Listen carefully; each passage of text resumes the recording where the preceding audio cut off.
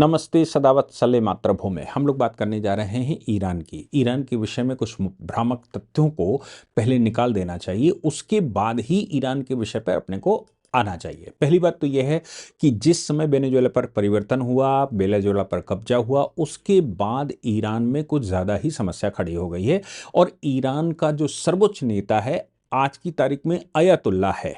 Ayatollah है, मैं कह रहा हूं अयातुल्ला खुमैनी। नाम केवल खुमैनी है। अयातुल्ला एक उपाधि है या अयातुल्ला एक डिग्री है, जिसको कह लीजिए। तो ईरान में अयातुल्ला की डिग्री धारक खुमैनी अब देश छोड़कर भाग गया है, ऐसा कुछ समाचार आ गए हैं। कुछ लोग कह रहे हैं, कुछ लोगों का कहना है कि उन्होंने फ्लाइट बुक कर ली है, वो लगातार रशिया की तरफ इंक्लाइंड है, रशिया से बात करनी शुरू कर दी। ये वैसे ही जैसे वेनेजुएला के राष्ट्रपति ने भी उस समय चीन से बात करनी शुरू कर दी थी, वैसे ही खुमैनी ने भी बात करनी शुरू कर दी है रशिया से। क्योंकि अमेरिका के खिलाफ अगर कोई संसार में बचा सकता है तो वो केवल रशिया या चीन बचा सकता है।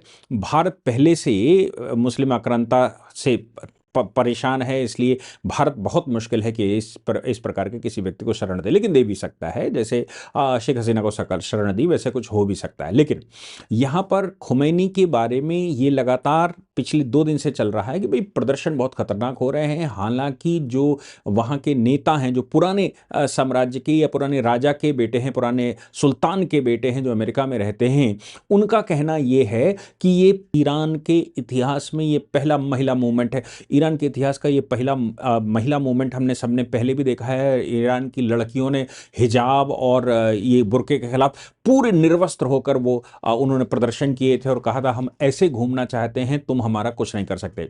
अब 1979 में जब ये सत्ता परिवर्तन हुआ था और खुमैनी के पिता इस गद्दी पर बैठे थे और खुमैनी खुद में, यानी कि उनको भी अयातुल्ला खुमैनी कहा जाता था, और खुमैनी ये जो आज का खुमैनी है ये खुद भी उस समय 1981 में राष्ट्रपति घोषित हो गया। राष्ट्रपति के बाद जब इनके पिता की 1989 में मृत्यु हुई तो 1989 में मृत्यु के बाद ये सज्जन आए तो इनको सर्वोच्च नेता के पद पर बैठना था, इनको राष्ट्रपति के पद पर नहीं बैठता था। ईरान के मामले में ये बात जरूर जान लेना चाहिए कि ईरान का राष्ट्रपति केवल शासन चलाएगा और बाकी सर्वोच्च नेता के हाथ में ये पदवी रहेगी। पिछले 200 वर्ष से लगभग ऐसा ही चल रहा है और 200 वर्षों से अयातुल्ला इसको संभालते हैं। जो भी अयातुल्ला घोषित होता है वो उसमें इतनी ताकत होती है कि वो राष्ट्रपति को भी पदच्युत कर सकता है, राष्ट्रपति वो बिठा सकता है। राष्ट्रपति के अलावा जो रेडियो के कार्यक्रम, जो मुख्य प्रमुख पद हैं, उन सभी प्रमुख पदों पर अयातुल्ला के पास ये पावर होती है। खासतौर से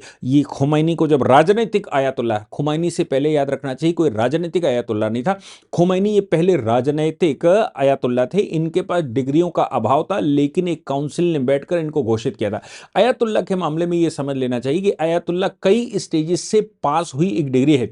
अयातुल्ला को हिंदी में अगर आप समझना चाहें तो ईश्वर की निशानी के रूप में कहा जाता है। वह मुजहिद जो स्वतंत्र राय में देने में सक्षम होता है, इस्लाम के आधार पर वो अगर किसी को राय दे सकता है तो अयातुल्ला अल उज़मा, अयातुल्ला अल उज़मा का मतलब होता है ईश्वर की महानतम निशानी उस व्यक्ति के पास है। वे गिने चुने विद्वान जिनकी अपनी रिसाला यानी कि नियमों की पुस्तक होती है और जिनके लाखों अनुयायी होते हैं, जैसे अयतुल्ला खामेनेई या अयतुल्ला सिस्तानी इस समय ईरान में हैं। तो आप समझ लीजिए कि अयातुल्ला एक डिग्री है और वो वैसी है जैसे पीएचडी, इसको इक्विवेलेंट टू पीएचडी समझ लीजिए। आज की तारीख में अल उज़मा का मतलब पीएचडी है, अयातुल्ला खाली की निशानी का मतलब है आज का पोस्ट ग्रेजुएशन, और फिर ये हिज्तुल इस्लाम, ऐसे कुछ प्रमाण दिए जाते हैं। ये माध्यमिक स्तर के विद्वानों को कहा जाता है। तो अयातुल्ला अल उज़मा इन्होंने अपने आप को घोषित करवाया था उस समय, चूंकि सत्ता में थे, राष्ट्रपति थे, पिता अयातुल्ला अल उज़मा थे ही, उनकी मृत्यु हो गई तो इन्होंने एक काउंसिल बिठवाई और विद्वानों को बुलाया, विद्वानों के ऊपर तलवार रखी होगी और उसके बाद इनको अयातुल्ला अल उज़मा घोषित कर दिया गया। अयातुल्ला घोषित करने का मतलब बिल्कुल साफ हो गया। जैसे इसको ऐसे समझना चाहिए जैसे असीम मुनीर आज की तारीख में, आज की सरकार को उसने प्रेशर में लिया, क्योंकि वो सैनिक प्रमुख है, उसने प्रेशर में लिया और प्रेशर में लेकर कानूनी संशोधन करवा दिया संविधान में। और यह संशोधन इस प्रकार का था कि अब इनको पदच्युत नहीं किया जा सकता, ये परमानेंट हो गए, इनको किसी भी कोर्ट में हाजिर नहीं किया जा सकता, कोई कोर्ट केस नहीं चलाया जा सकता, सुप्रीम कोर्ट के आगे ये बाध्य नहीं हो सकते। और इसके अतिरिक्त वो वो किसी को भी हटाने बिठाने का राइट रखते हैं और न्यूक्लियर पावर की पावर भी उसी व्यक्ति को दे दी गई। ये संवैधानिक संशोधन जो पाकिस्तान में किया गया है, ये इसी को ध्यान में रख के दिया गया है कि जैसे अयातुल्ला जैसी पदवी होती है कि ये सैन्य प्रमुख नहीं होंगे, सैन्य प्रमुख के भी बाप होंगे, ये सैन्य प्रमुखों को बदल सकते हैं, राष्ट्रपति को, प्रधानमंत्री को, सुप्रीम कोर्ट की शक्तियां रखते हैं, राष्ट्रपति की सारी शक्तियां रखते हैं। ऐसे असीम मुनीर अब बने हैं। और जब किसी देश में इस तरह का स्थायी पद क्रिएट होता है, किसी व्यक्ति को स्थायित्व दे दिया जाता है कि वो ताउम्र इस पोस्ट पर बैठा रहेगा, तो फिर वो ईरान जैसा हाल होता है जैसा कि ईरान में अयातुल्ला अल उज़्मा या अयातुल्ला खुमैनी के मामले में हुआ। ये विद्वान होता है, इसमें ये उनके यहाँ की डिग्री है कि ये विद्वान होता है। इसको अगर थोड़ा सा समझना चाहें तो ऐसे समझा जा सकता है, हौजा यानी कि हौजा ये प्राथमिक दर्जा होता है जिसकी उसको डिग्री लेनी पड़ती है। इसके बाद इज़्तिहाद, ये अयतुल्ला बनने के लिए सबसे पहले अनिवार्य डिग्री होती है, और इसके बाद इजाज़ा यानी कि प्रमाण पत्र इनको विद्वानों से लेना होता है, और उसके बाद जनता और विद्रोहियों को, विद्वानों को स्वीकार होना चाहिए, तब कहीं अयातुल्ला की डिग्री मिलती है। और अयातुल्ला के बाद जो अयातुल्ला बाकी होते हैं वो इनको स्वतंत्र रूप से अल उज़्मा घोषित करते हैं कि भाई ये इस्लामिक विद्वान है, ये फतवा जारी करने का, स्वतंत्र रूप से फतवा जारी करने का अधिकार रखते हैं, और ये किसी भी मामले में अब इनकी राय बाध्यकारी होती है और ये ही सर्वोच्च सीट पर बैठते हैं। इनके विषय में इनके पिता ने जब पुराने राजा को या पुराने पहलवी परिवार का जो शासन चल रहा था उनको उखाड़ कर फेंका था, तो उसके आरोप ये लगाए थे कि इस्लाम के आधार पर नहीं चलते हैं पहलवी परिवार। उनके बेटे आज रज़ा पहलवी जो अमेरिका में हैं, वो उस समय छोटे से गोद में बच्चे थे, लेकिन इनके पिता शासन कर रहे थे, और इनके पिता यानी कि आज के खुमैनी के पिता अयतुल्ला अल खुमैनी ने उस समय विद्रोह कर दिया था, ये कहते हुए कि पश्चिमी सभ्यता में बढ़ते जा रहे हैं, वहाँ डेमोक्रेसी चाहते हैं, वहाँ पर लोगों की स्वतंत्रता चाहते हैं, महिलाओं की स्वतंत्रता चाहते हैं, बच्चों की स्वतंत्रता चाहते हैं, फंडामेंटल राइट चाहते हैं, और सोशलिस्ट समाज बनाना चाहते हैं। समाज आधारित व्यवस्था हो, न कि कुरान आधारित व्यवस्था हो। जब समाज आधारित व्यवस्था को लाने के लिए पहलवी परिवार ने आगे बढ़ा, तो फिर ऐसी परिस्थितियों में खुमैनी परिवार ने देश में विद्रोह कर दिया और इनको पदच्युत करके खुद बैठ गए। खुद बैठने के बाद इस्लामिक शासन के नाम से बैठ गए और ये कहा कि राजशाही अब खत्म की जाती है, अब इस्लामिक शासन यहां शुरू होगा, यानी कि अब ये जो अयतुल्ला है वो जो कहेगा वही अंतिम होगा, उसके अलावा कुछ नहीं होगा। परिणाम हमने सबने देखा कि पिछले एक वर्ष में जो उनकी कीमत है, उनकी जो महंगाई है, वो 2 गुने और 4 गुना हो गई, बिल्कुल पाकिस्तान की तरह। जैसे पाकिस्तान में भी पिछले 4-5 साल में महंगाई का जो आलम हुआ और पाकिस्तान जिस हिसाब से चला और उसके यहाँ महंगाई 3 गुने से 4 गुना बढ़ गई, वैसे ही ईरान में भी महंगाई बड़ी तेजी से बढ़ी, और यहां तक कि गवर्नर को, उनके जो रिजर्व बैंक है उसके गवर्नर को इस्तीफा देना पड़ा, और इस्तीफा देकर उसको भागना पड़ा। ये कहना पड़ा कि भाई हमारे बस का नहीं है। लेकिन महिलाओं ने ये बुर्का जो कंपलसरी कर दिया गया, एजुकेशन कुरान पढ़ाना कंपलसरी कर दिया गया, आज के आधुनिक एजुकेशन को पीछे धकेल दिया गया, और सब कुछ ये इस तरह के फतवे वहां पर जारी किए गए। इसका परिणाम निकला कि इकोनॉमी इतनी बुरी हो गई कि लोगों के खाने पीने के लाले पड़ गए। अब जब खाने पीने के लाले पड़ गए, तो ऐसी परिस्थिति में जब खाने पीने के लाले हो, तो समाज या महिलाओं ने आंदोलन किया, लोगों ने आंदोलन किया, और इस समय की आज की स्थिति यह है कि ईरान का कोई भी शहर ऐसा नहीं है जहां पर लोग रोड पर ना हो, जहां पर लोग इनको उखाड़ फेंकने के लिए तैयार ना हो। अब ये 1-2 दिन में नहीं हुआ, ये तब हुआ जब ईरान के लोगों ने जब हमास का साथ देना शुरू किया, या फिर हिजबुल्लाह का साथ देना शुरू किया, या फिर पुरानी वाली जो सीरिया की सरकार थी, सीरिया के जो राष्ट्रपति थे उनका साथ देना शुरू किया, या फिर ये कहें कि हूतियों का साथ दिया, या फिर यमन में हूतियों का साथ दिया। ये सब कुछ, ये सारा जो माजरा है वो ईरान को लेकर यहां पहुंच गया। क्यों पहुंच गया?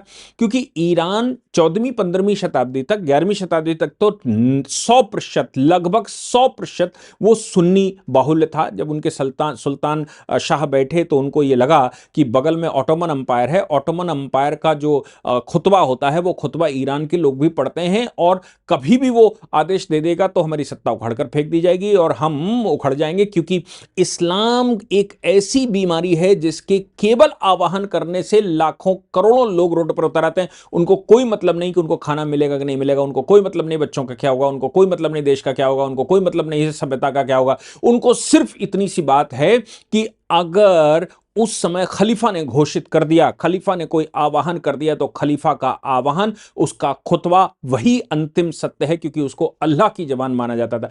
आज की तारीख में आयतुल्लाह भी कुछ वैसी ही पोस्ट है जैसी कि किसी समय पर वो ओटोमन अंपायर की पोस्ट हुआ करती थी, जिसको हम जिसके विषय में हम ये कहते थे वो खलीफा की पोस्ट है। ये भी खलीफा ही है, अदर अदर टाइप का खलीफा है। लेकिन आयतुल्लाह के मामले में, यहाँ के मामले में लोगों ने ये जो वहाँ के शाह पहलवी, जो शाह परिवार हुआ कर, शाह ने कहा कि भाई धीरे धीरे करके जब वो सत्ता में बैठे तो उन्होंने ओटोमन अंपायर से अपनी दूरी बनाने के लिए कि कहीं सुन्नी उसका खुतबा ना पढ़ने लगे और उसके आधार पर यहाँ सत्ता परिवर्तन ना हो जाए, उन्होंने धीरे धीरे इस्लाम की शिया पद्धति को मानना शुरू कर दिया, वैसी शैली बनानी शुरू कर दी, वैसे सिस्टम बनाना शुरू कर दिया और वैसे खुतबे पढ़वाने शुरू कर दिए, वैसे ही नमाज करवानी शुरू करी, वैसी सारी व्यवस्थाएं जो इमाम परंपरा को उन्होंने स्टैब्लिश कर दिया। और सुन्नी परंपराओं को ना मानने वालों को अधिक आर्थिक दंड और शारीरिक दंड दिए जाने लगे। नतीजा निकला कि 200 वर्षों में ईरान पूरा शिया, सुन्नी से शिया कन्वर्ट हो गया। ये कोई सामान्य घटना नहीं, ये कोई सामान्य बात नहीं है। भारत का भी इस प्रकार से संबंध रहा। जब हुमायूं को यहां पर उसने हराया, हुमायूं यहां से हारा, तो वो अपने देश वापस नहीं गया, बाबर के देश वापस नहीं गया, वो वहां कुछ था नहीं, वहां जाता भी तो मारा जाता, वहां कुछ आज भी नहीं है जहां से वो आया था, वो तो लुटेरा था। हुमायूं जब वापस ईरान में गया तो ईरान के लोगों ने, ईरान के शाह ने उसका स्वागत किया कि भाई आओ, तुम भारत के राजा थे, भारत के बादशाह हुआ करते थे या भारत के सुल्तान हुआ करते थे। अब भारत तो पूरे विश्व में उस समय 14वीं 15वीं 13वीं शती तक, 6ठी 16वीं शती तक, भारत का मतलब आज का अमेरिका, अमेरिका का बाप, मतलब अमेरिका का बाप। भारत विश्व की 50%, 35 से 50% तक इकोनॉमी कवर करता था विश्व की। प्रॉफिट मोहम्मद भी कहते थे यहां से हवाएं आएंगी हरी हरी और ठंडी ठंडी, जिनसे सबका खर्चा चलेगा, जिनसे सबका हिसाब होगा और जो जो उनको सुख देती हैं। जैसे आज कोई कह दे कि भाई मजा तो तब आएगा जब अमेरिका पर कब्जा हो जाएगा, वैसे ही प्रॉफिट मोहम्मद उस समय चाहते थे कि भारत में दारुल इस्लाम स्थापित हो जाए और यहां उसी को मानने का, उसी को करने का जो फॉर्मूला है वो गजबाए हिंद है। तो वो उस समय आप सोचो 14वीं 15वीं सदी तक भारत की वो पोजीशन थी कि भारत का पदच्युत किया गया बादशाह भी ईरान ने स्वागत किया, उसकी पलखे पावड़े बिछा दिए। इसके अतिरिक्त ईरान से तब संबंध शुरू हुए और यह कहा गया कि भाई ईरान की तुमको शिया पद्धति अपनानी पड़ेगी। शिया पद्धति अपनाई, ऐसा कहते हैं कि हुमायूं ने शिया पद्धति अपनाई और शिया पद्धति अपनाने के बाद जब वो दोबारा वापस आया तो उसने शिया शैली में ही यहां सब काम करना शुरू किया। इसके बाद जब अकबर बैठा, जो सबसे महत्वपूर्ण है वो ये है कि अकबर बैठा जब, तो अकबर के बैठने के बाद शिया शैली को स्थापित किया गया, क्योंकि अकबर को यह बात का पता था कि उसके परिवार को, उसके पितामहों को, उसके पिता को शरण देने वाला ईरान था, इसलिए ईरान से बड़ा प्रभावित था। इसीलिए उसने उस समय यहां पर शिया धर्म लागू नहीं किया, उसने सुरह कुल चालू किया है। सुरह कुल का मतलब होता था कि शिया और सुन्नियों के बीच में कन्फ्लिक्ट खत्म करना, और एक मिश्रित शैली शुरू हुई। इसी शैली को इस समय, इसी शैली को हम यहां पर मुगल कहते हैं। तुर्क, और तुर्क उसमें मिला हुआ है, उसमें मंगोल मिले हुए हैं, उसमें कई एक मिश्रण हो गए जिसको मुगल कहा गया कि भाई ये मिश्रित हैं, वो शिया सुन्नी दोनों के मिश्रित हो गए। फिर बाद में अकबर का बेटा जब सत्ता में बैठा तो फिर उसने भी एक ईरानी से शादी करी। ईरानी से शादी जब कर ली, नूरजहां जब बैठ गई सत्ता पर, तो आप समझिए कि उस समय पूरा दरबार ईरानियों से सजाया जा चुका था। आज भी आप अगर मकबरों और गुंबदों पर जाएंगे तो ईरानी कला पर बैठे हुए हैं। ये वही हैं जो सुन्नी थे, जिन्होंने शिया धर्म को स्थापित किया ईरान में, और उनसे संबंध बने हुमायूं के, और हुमायूं के परिवार ने उसको पालन किया। इसलिए भारत में इस्लाम की जो मुख्य कला देखी जाती है, स्थापत्य कला देखी जाती है, उसमें ईरानी स्थापत्य कला का सबसे ज्यादा प्रभुत्व दिखाई देता है। अब खुमैनी, अब मैं फिर से आता हूं, तो फिर क्या है कि ये परिवर्तित हो गए, वहां से ये ओटोमन अंपायर से भिन्न दिखाई देने लगे। ओटोमन अंपायर पर कब्जा कर लिया ब्रिटेन ने या यूरोपियन कंट्रियों ने, और उसके बाद ये ईरान अपने आप में मस्त था। ईरान का जो संबंध है, जो ये यहां पर आए, इन लोगों को कुछ मिस्र से बुलाया गया था, आज के लेबनान में कुछ लोग हुआ करते थे, आज के ये जो गाजा का क्षेत्र है वहां से हुआ करते थे। इसीलिए ये जो सुन्नी है ना, जिसको सुन्नी आप कहते हैं, जो कि शफी हैं, ये शफीक परिवार मतलब वहां पर शफीक शाह हुआ करते थे। तो ये जो शफी हैं सुन्नियों के, वो सबसे ज्यादा नजदीक अगर किसी के पाए जाते हैं तो वो ईरानियों के नजदीक पाए जाते हैं, इसलिए ये इधर की तरफ इंक्लाइंड रहते हैं। ऐसी परिस्थिति में जब इजराइल के ऊपर ये सब कुछ चल रहा था, चूंकि शफियों का सबसे ज्यादा नजदीकी सुन्नी हुआ करते हैं, शिया हुआ करते थे, इसलिए ये सारी व्यवस्था में आप देखिएगा कि ईरान बीच में आ गया, हिजबुल्ला बीच में आ गया, वो हौती बीच में आ गए, यमन वाले बीच में आ गए, और ये इधर इजिप्ट से कुछ लोग हो गए। ये सब एक ग्रुप है, बाकी का दूसरा ग्रुप है। इसलिए यूएई संबंध बनाता है, सऊदी अरबिया संबंध बनाता है, लेकिन ये संबंध नहीं बनाते, ये उनसे लड़ते हैं। इजराइल के माध्यम से यूएस ने पहले हमास को निपटाया, फिर हिजबुल्ला को निपटाया, फिर ईरान में भी सब गड़बड़ करना शुरू किया।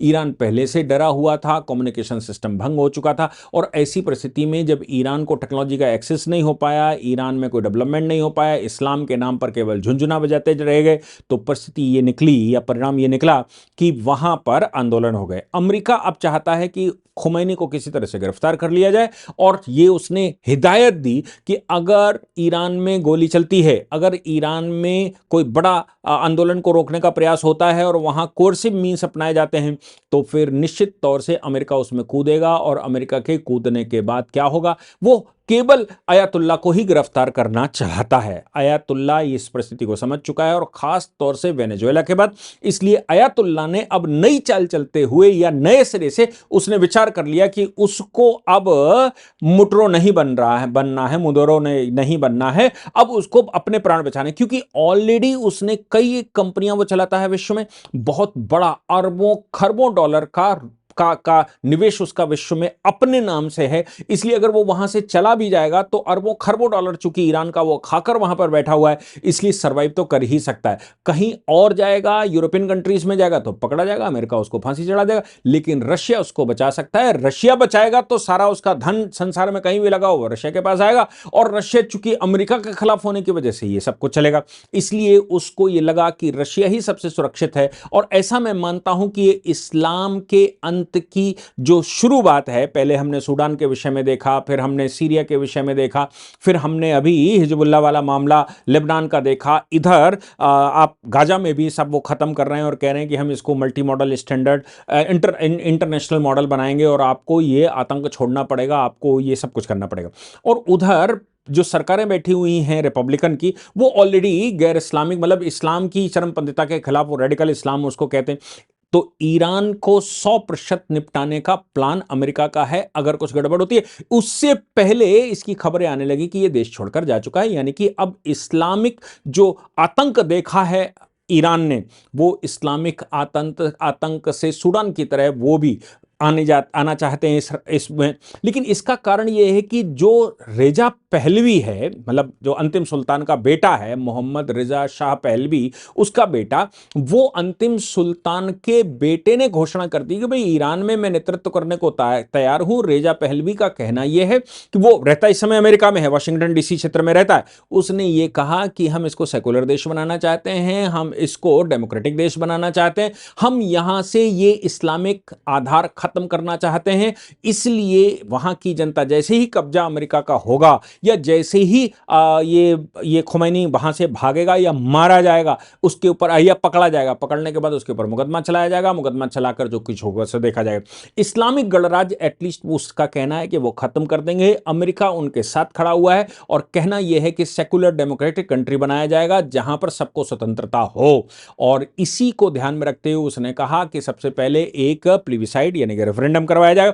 उस रेफरेंडम में यह पूछा जाएगा कि शाही अंदाज में डेमोक्रेटिक कंट्री चाहते हो या फिर प्योर रिपब्लिक कंट्री चाहते हो, और लोग जो जिस दिशा में बात करेंगे वैसा देश बना दिया जाएगा। नया संविधान लिखेगा, लेकिन देश सेकुलर होगा, इस्लामिक रिपब्लिक नहीं होगा। ये रेजा शाह, मोहम्मद रेजा शाह, दिवंगत उनके बेटे रेजा शाह ने यह घोषणा की है, और अमेरिका उसके साथ खड़ा हुआ है। इसलिए यह लगता है कि अब ईरान से कम एक देश ईरान से ये खत्म हो गया है और खुमैनी के भागने का मतलब या भागने वाला है या भाग चुका है, जो भी है, इसका मतलब बिल्कुल साफ है। और नहीं भागा है तो पकड़ा जाएगा, तो उसके ऊपर मुकदमा चलाया जाएगा, और मुकदमा चलाया जाएगा तो वही होगा जो कि इराक के साथ हुआ, जो सद्दाम हुसैन के साथ हुआ, और उनको जो जो लिखा पढ़त में शेख हसीना के, हाँ, शेख हसीना के लिए सजाए मौत लिखी गई, अगर पकड़ा गया तो लटका दिया जाएगा। ईरान वो भाग गया कहीं रशिया में तो बच सकता है, लेकिन